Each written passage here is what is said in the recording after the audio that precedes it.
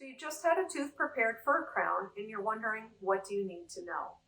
Well, first of all, you should have been given a sheet with everything that you could possibly want to know about life with a temporary crown.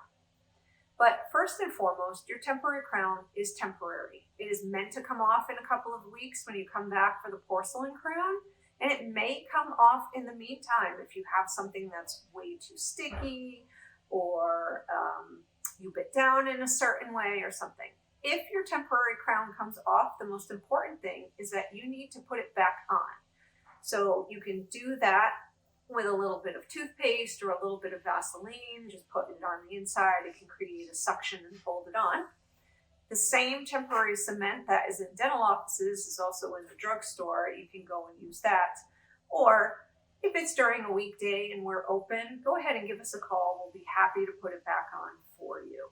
We want to keep that crown in there while your porcelain crown's being made by the lab, because we need it to hold the space. Believe it or not, just having the crown off for a couple of days or a week or two, the teeth on either side can move around to the point that what the lab made is no longer going to fit.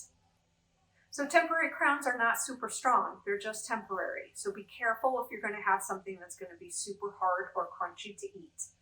Also be careful when you are flossing your teeth. We want you to brush and floss, of course, while you are in your temporary, but particularly when you floss, we want you to go through the contact, but then we want you to pull the floss out the side instead of popping back up through the contact.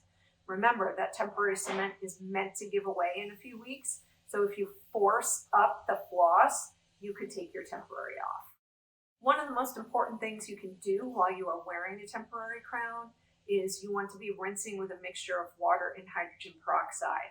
This is going to ensure that your gums are as healthy as they could possibly be, and they will make the appointment go a lot smoother when we go to put your new crown on from the lab.